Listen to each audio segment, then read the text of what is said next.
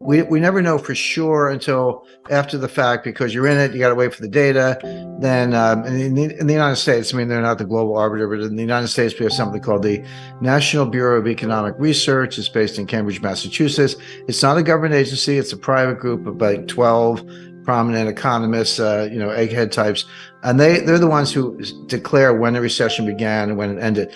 But they're usually, it's like a year after the fact. It's like, maybe in the middle of next year they'll say, recession started in the first quarter of 2023. We're like, thank you, we knew that, but it's usually over before they declare it. So I'm not waiting for the official arbiter. I look at a lot of other indicators, and they're almost uniformly bad, and they have very good track records of getting the predictions right. Not unlike the Fed, which is always wrong, always late. So without getting too technical, the Fed's looking at unemployment. It's based on the so-called Phillips curve. It says, unemployment's down, inflation's up. If unemployment's up, inflation's down. That's the Phillips curve. You can draw it, and the Fed's using that to guide policy. The Phillips curve is garbage, and it's not a personal insult against Professor Phillips. It's the case that there's no empirical support for it. I could give you examples going back to the 1930s of low unemployment, low inflation, which we had in the early 60s. 1930s, we had high unemployment, low inflation, even deflation. Late 1970s, what did we have? High unemployment and high inflation. That was called stagflation. So I can give you examples. If you think of it as a quad chart, unemployment, inflation, fill in the blanks. I could give you all four examples: low, low, low, high, high, low, high, high, which means there's no correlation. If you can have any one of them, there's no correlation. So the Phillips curve has no predictive value on its face because the data doesn't back it up.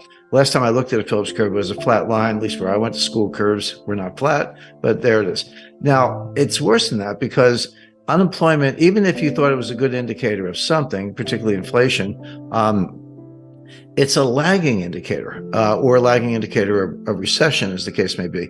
So let's say you're an employer, a business person. I mean, you're an entrepreneur. I start businesses. When you're in a tough spot, when revenues are down and things are slowing down, margins are getting compressed and all that, the last thing you want to do is fire people, because it took a while to find them, hire them, train them. You don't want to let them go. You do everything else. Like you turn down the lights, you call your landlord, negotiate a cheaper rent, slow pay your creditors, drive a hard bargain on something. You do everything else to maintain your margins. And then only when all else fails do you start firing people. So first of all, it's a lagging indicator. You're already in the recession before you get around to firing people, number one. Number two, because you held on so long, you tend to do it en masse. It's not like, well, I'm going to fire one person a month for the next year. It's like, I'm going to hang on to all of them and then maybe, sadly, fire them all at once because I have no other choice. So A, it's a lagging indicator. B, it can turn on a dime from very low unemployment to very high unemployment within a matter of months. And if that's what the Fed's relying on, which they are, they say so. It's not a guess. They say that's what we're watching. Two things. Number one, you're not going to see the recession coming. It's a lagging indicator, and it can go from kind of good to bad almost overnight. So the Fed's, driving this way, looking out the back window, and they're probably going to wreck the economy. But there are a lot of other signs to say, okay, Jim, unemployment's not a good measure, and it isn't. But how do you know what are the good metrics? They tend to be a little technical. They tend to be things that very few people look at, but they're there. They're not secret. The big one, I think this gets more notice, is an inverted Treasury yield curve. Oh, well, what does that mean? So a normal yield curve, it's like the longer the maturity, the higher the rate. That's common sense. So if I'm going to lend somebody money for a month, I might charge a certain interest rate. But if I'm going to lend you money for 10 years, I want a much higher interest rate because there's a lot more risk, inflation, default, credit risk, who knows what. So a normal yield curve is upward sloping. The longer the maturity, the higher the rate. Okay, right now, yield curves are inverted, which means they're downward sloping, which means the longer the maturity, the lower the rate. Why would you take a lower rate on a 10-year Treasury note than you would on an overnight loan, that's where we are today, by the way. The overnight rate is over 5, and the 10-year rate's 3.6, give or take. Well, why would you take a lower rate for a longer term loan? It makes no sense. Well, it makes no sense unless you think the bottom is falling out of the economy.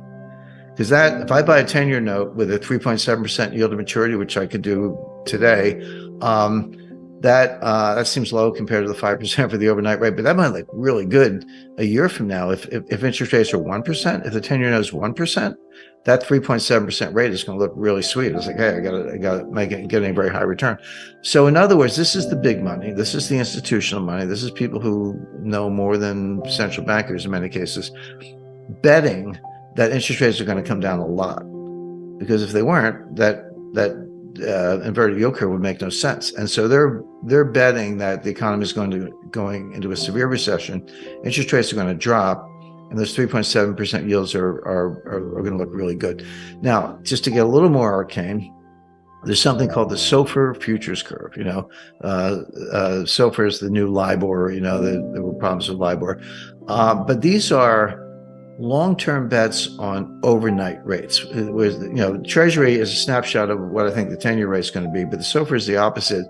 They trade in strips, quarterly settlements that go out 3 or 4 years, 5 years, but the longer ones aren't that liquid. But basically, I can make a bet as to what I think the overnight rate is going to be 1 year from today. That yield curve is also steeply inverted. And again, this is the real who trades SOFR futures. Well, the institutions and central banks and the big money, in other words. And it's in the data. It's not a guess. You can look at it. It's publicly available, and it says rates are going to drop steeply in the months and year ahead. So again, these are, when you have an inverted SOFR yield curve, an inverted Treasury yield curve. It's basically the big money betting that rates are going to drop like a stone. Well, why would that be? Well, there are only two reasons. One, a severe recession and a steep drop in inflation. And those two things do go together.